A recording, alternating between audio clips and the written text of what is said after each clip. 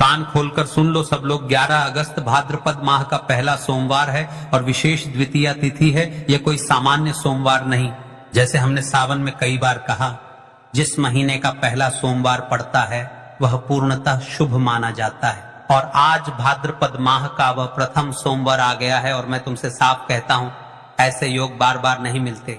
अगर तुम्हारे घर में धन की कमी है, कर्ज का बोझ है, रिश्तों में दरार है, काम नहीं बन रहे, काम में रुकावट है, तो आज का यह छोटा सा परंतु महाविशिष्ट उपाय तुम्हारे जीवन में बदलाव ला सकता है। भाइयों बहनों, यह कोई लंबा व्रत नहीं, कोई जटिल अनुष्ठान नहीं, सिर्फ 21 अक्षित चावल के दाने और एक दीपक, यही समस्त विधि का मूल है। इस छोटे से अंश में ही बड़ी शक्ति छिपी हुई है, क्योंकि भाद्रपद के पहले सोमवार पर जो भी सच्चे मन से यह अर्पण करता है उसको शिव लक्ष्मी दोनों की कृपा मिलती है। याद रखो, हर एक चावल का फल तुम्हें मिलेगा।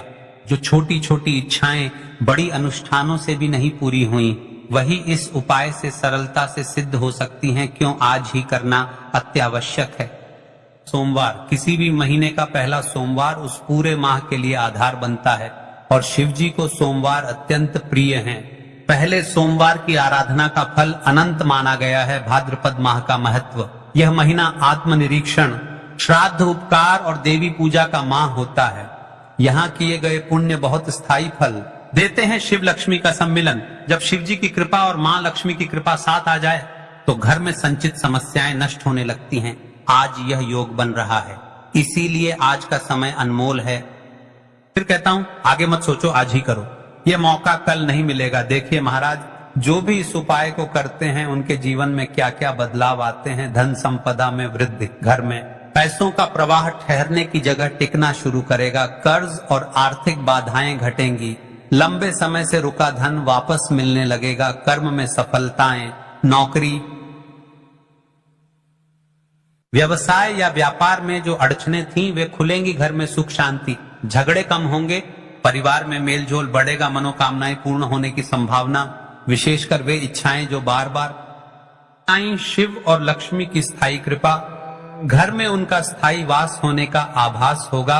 और मैं विश्वास से कहता हूं, यह असर धीरे धीरे नहीं, कई लोगों ने देखा है कि कुछ ही हफ्तों में सकारात्मक बदलाव आने लगते हैं। आज की कथा में पत्र आया है महाराज, जालिए इस पत्र से एक महिला की सच्ची कथा, रीना जी की कहानी। उनका परिवार पिछले 2 वर्षों से आर्थिक तंगी में था। हर बार नया काम शुरू होता और असफल होता। फिर उन्होंने 1 वर्ष पहले भाद्रपद के पहले सोमवार को यही 31 अक्षत और एक दीपक विधि से किया। दिनों में ही उनके पति को पुरानी देनदारी के पैसे लौट कर आए, छोटे छोटे व्यवसाय के आदेश मिलने लगे और घर में फिर से चैन लौट आया। रीना कहती हैं, मैंने इतने बड़े अनुष्ठान नहीं किए थे, पर 31 दानों ने हमारी किस्मत बदल दी। इस तरह की सच्ची घटनाएं अनेक परिवारों से सुनने को मिलती हैं। आशा की किरण बनकर जो महिलाएं भोले बाबा की भक्त है, वह इस भाद्रपद माह में अपने घर, हर घर रोज रात्रि में इस छोटे से कार्य को अवश्य करें। भाद्रपद माह में रात को अपने घर के उत्तर पूर्व या पूजा स्थान पर हर दिन एक दीपक जलाना शुभ है। यह दीपक न केवल सकारात्मक ऊर्जा लाता है, बल्कि शिव लक्ष्मी का स्थायी वास भी बनाए रखने में मदद करता है।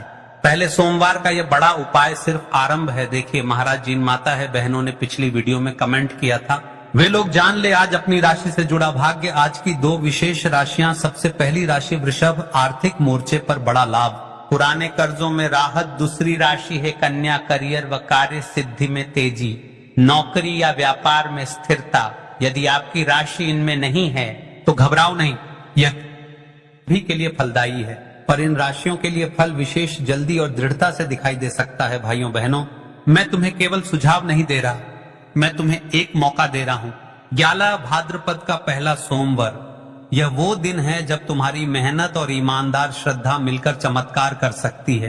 केवल 31 चावल के दाने और एक दीपक, इतना छोटा सा उपाय, पर प्रभाव गहरा। अगर तुमने पूरे सावन में कुछ नहीं किया तो भी यह आज तुम्हारा नया आरंभ है। विश्वास रखो, श्रद्धा रखो और आज रात इस उपकार को अर्पित करो। तुमने किया और बदलाव दिखे तो नीचे कमेंट में अपना नाम और राशि लिखना। हम अगली वीडियो में व्यक्तिगत संदेश देंगे और तुम्हारी सफलता की कहानी साझा करेंगे। तो चलिए चलते हैं अब उस विशेष उपाय की तरह जो आपको कल के दिन करना है। द्वितीय तिथि भाद्रपद का पहला सोमवार, 31 चावल के दाने का विशेष उपाय करना है? ये सवालों के जवाब आपको इस वीडियो में मिल जाएंगे।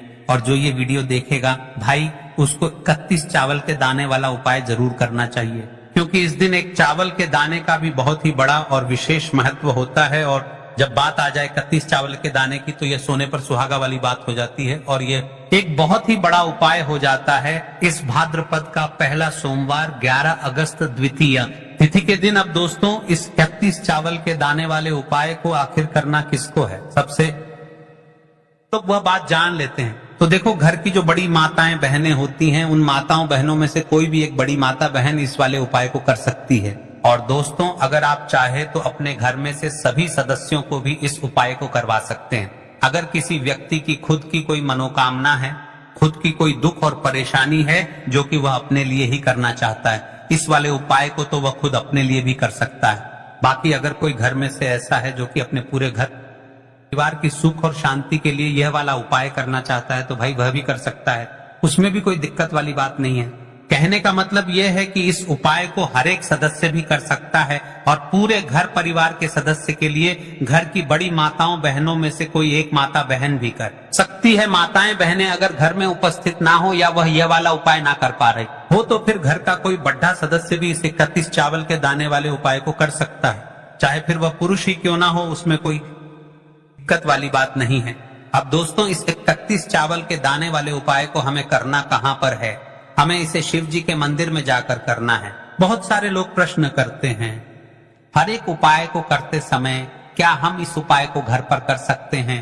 तो इस वाले उपाय को आप घर पर नहीं कर सकते हो। इस वाले उपाय को करने के लिए आपको शिव जी के मंदिर ही जाना पड़ डीढ़ेगा। उसके बाद में दोस्तों, जो अगला प्रश्न निकल कर आता है वह ये आता है इस उपाय को लेकर कि आखिर इस उपाय को हमें किस समय करना है? सुबह के समय करना है, शाम के समय करना है? तो देखो, इस वाले उपाय को आप लोग सुबह के समय भी कर सकते हो और शाम के समय प्रदोष काल में भी कर सकते हो। अब अगर आप पूछो कि भाई साहब, सबसे उत्तम समय कौन सा रहेगा इस 31 चावल के दाने वाले उपाय को करने का, तो हम आपसे बस यही कहेंगे कि इस उपाय को आप सुबह के समय करेंगे तो ज्यादा बेहतर होगा। बाकी अगर प्रदोष काल शाम के समय भी करेंगे तो भी अच्छा होगा, उसमें कोई भी दिक्कत वाली बात नहीं है। तो अब दोस्तों, जो अगली सबसे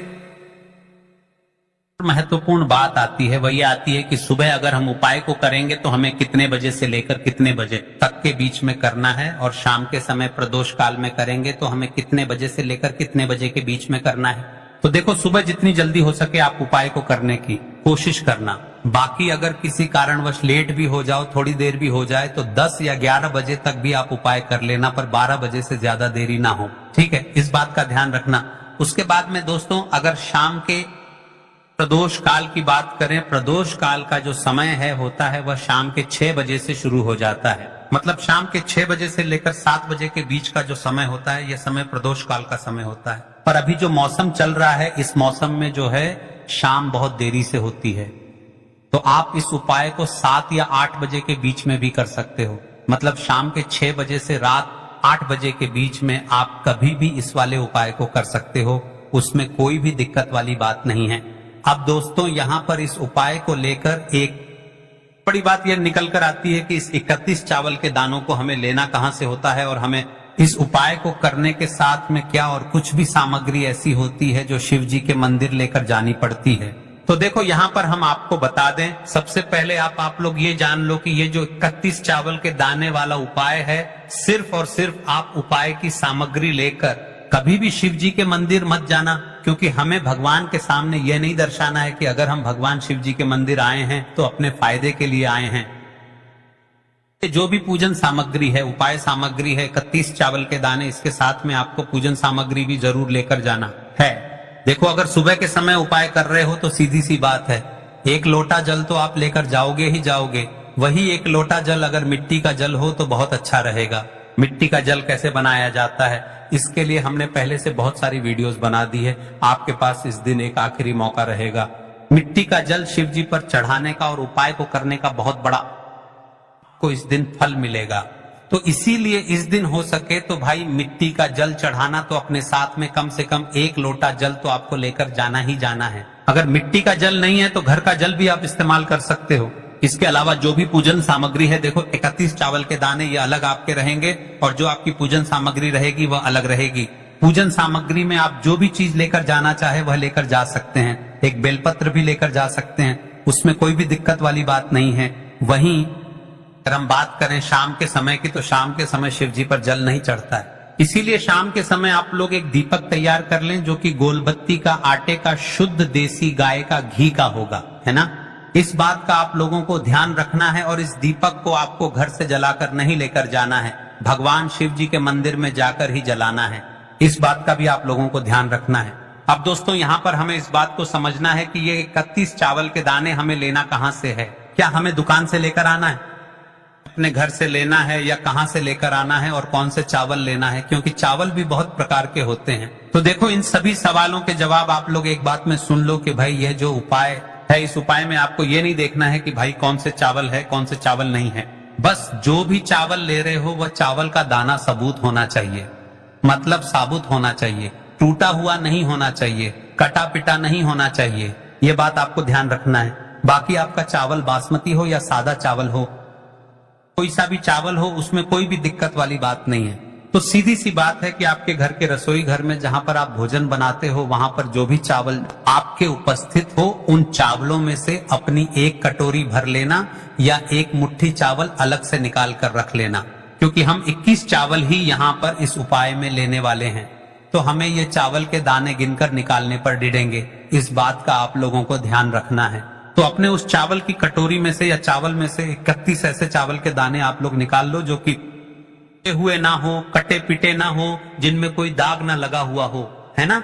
अच्छे साबुत चावल के दाने 31 दाने आप लोग निकाल कर रख लो और इन्हें किसी भी एक कागज की पू में या किसी एक छोटी सी कटोरी में आप लोग रख लो ताकि यह सुरक्षित रहे, आपके एक भी चावल का दाना इधर उधर ना हो और आपका उपाय भी पूरा अच्छे से हो जाए। तो भाई जैसे ही आपका उपाय की जो सामग्री है, ये 31 चावल के दाने ये तैयार हो जाते हैं, उसके बाद मैं आपको जो भी अपनी पूजन सामग्री है सुबह के समय कर रहे हो, तो 1 लोटा जल और बेलपत्र या पूजन सामग्री जो लेकर जाना चाहो उसकी भी तैयारी कर लेना। और शाम के समय जा रहे हो तो भाई अपना जो दीपक है उसे तैयार कर लेना, ठीक है। और उपाय को करते समय शुद्धता का विशेष रूप से ध्यान रखना, ठीक है। सुबह सुबह स्नान करने के बाद ही उपाय को करने की आप लोग तैयारी करना।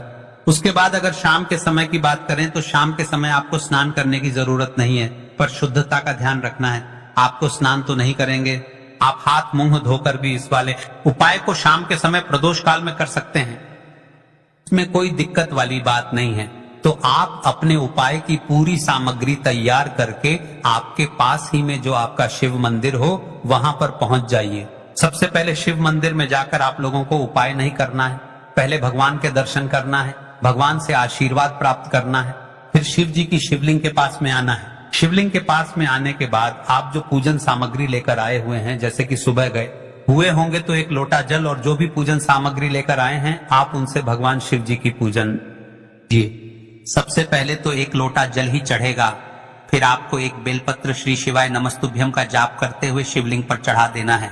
उसके बाद में आपकी पूजन सामग्री चढ़ेगी। उसके बाद में अगर दोस्तों शाम के समय अगर आप इस उपाय को कर रहे हो तो अपने साथ में कम से कम एक जो दीपक है गोल बाती का, जो आप अपने साथ में लेकर गए हो, उस दीपक को मंदिर में जाकर अपनी माचिस से जलाना है और उस दीपक को शिवलिंग के पास में रखना है, ठीक है। इस दीपक को रखने के बाद ही आप लोगों को अपना यह उपाय शुरू करना है और दीपक को ज्यादा पास में मत रखना, वैसे भी गर्मी पड़ रही है, भगवान शिव जी को आंच नहीं लगनी चाहिए, है ना। तो भाई जैसे ही आपकी पूजा अर्चना हो जाती है, आप भगवान शिव जी को प्रसन्न कर लेते हैं, उसके बाद में शिवलिंग के पास ही में आप कहीं पर बैठ जाइए, सामने या आसपास जिस जगह पर आपको बैठना हो वहां पर बैठ जाइए और अपने वह 31 चावल के दाने अपने सामने निकाल कर रख लीजिए, क्योंकि अब यहाँ पर उपाय को यहाँ पर करने की आपको तैयारी करना है। और इस तरीके से उपाय करेंगे, पूजन सामग्री करने के बाद, पूजन अर्चना करने के बाद, तो आपको उपाय का फल बहुत जल्दी और बहुत बड़ा होकर मिलेगा। तो अपने 31 चावल के दाने अपने सामने निकाल कर रख लेना। और यह जो उपाय है ये आपकी सीधे हाथ की हथेली से होगा, इसलिए इस बात का भी विशेष रूप से ध्यान रखना है। तो सीधे हाथ की हथेली का प्रयोग करके ही आप लोग अपना इस वाले उपाय को करना। अपने सामने जो भी आपकी कागज की पुड़िया है उसको खोल कर रख लो, या कटोरी है तो भाई उसे अपने सामने रख और अपने वह 31 चावल के दाने निकाल लो, ठीक है।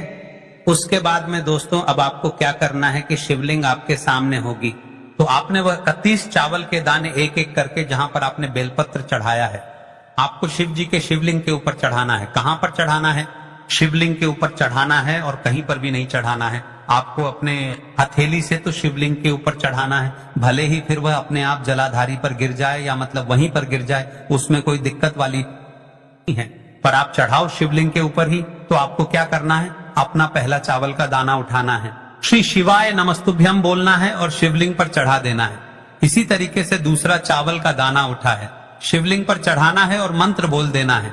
और फिर तीसरा चावल का दाना उठाना है, श्री शिवाय नमस्तुभ्यम बोलना है और चढ़ा देना है। इसी प्रकार से आपको पूरे 31 चावल के दाने एक एक करके शिव जी के शिवलिंग के ऊपर चढ़ाना है और भगवान से प्रार्थना करते जाना है। मतलब प्रार्थना तो आपको में करना है, पर हर एक चावल के दाने को चढ़ाते समय श्री शिवाय नमस्तुभ्यम जरूर बोलना है। उसके बाद ही में ये चावल का दाना शिवलिंग के ऊपर आपको चढ़ाना है। जैसे ही आपके 31 चावल के दाने शिवलिंग के ऊपर चारे जाते हैं, तो भाई उसके बाद में आपको क्या करना है? भगवान से अपनी मनोकामना बोलना है। मनोकामना भी कब बोलना है? जब आपका 31 चावल का दाना आपके सीधे हाथ की हथेली में हो और आप उसे चढ़ाने के लिए जा रहे हो।